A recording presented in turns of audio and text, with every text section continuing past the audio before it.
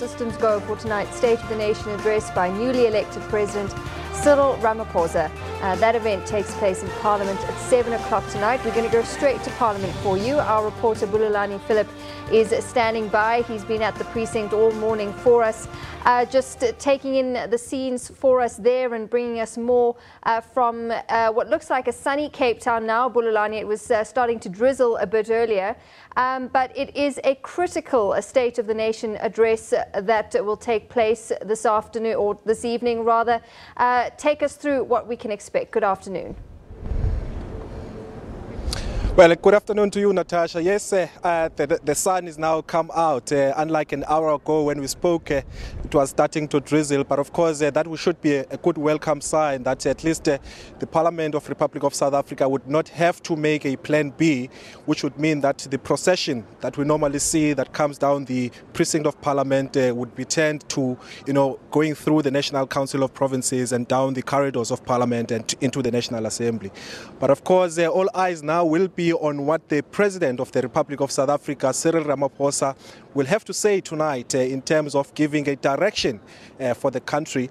I'm joined now by Minister in the Presidency, Minister Jeff Radebe. Thanks so much for joining us. Basically, the postponement, firstly, how do you think it has affected, the compilation of SONA?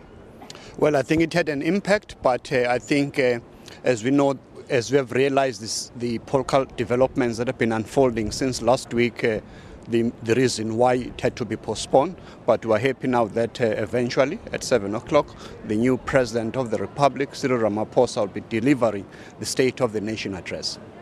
And for somebody who doesn't know the compilation of SONA, how does it work in the structures of government? Well, as you know, government is constituted by government departments and ministers. So in the past year, we've been involved in a program of action that culminates in a cabinet lihutla that took place earlier this year, on the basis of which the State of the Nation address by the head of state will be outlined, indicating the achievements that have been happening, especially in the past 12 months, but more particularly the program of action for the next 12 months, indicating what are those key priorities of government, so that the whole of society must rally behind those important priorities of the South African people. In your view, the State of the Nation address that will be given by President Cyril Ramaphosa, would it be any different to the former President, Jacob Zuma? Well, clearly, because I'm sure he'll be stamping his own approach into the affairs of government, as we have heard him recently indicating that the most important priority is that of the economy. So I suspect they'll be touching a lot about the state of the economy and how we as South Africans must work together in ensuring that we reignite economic growth, so that those jobs that we require must happen there. I also expect that he's going to be highlighting more concrete steps in fighting the scourge that is eating at the fabric of South African society, the issue of corruption, practical steps that need to be taken. And also, lastly, I think he's going to be giving more confidence into the people of South Africa, so that we need to turn the corner in order to ensure that that social compact that he has been very passionate about can come sooner rather than later. Now, there's a lot of talk about a new beginning, a fresh start. How's the mood within cabinet? Are colleagues anxious?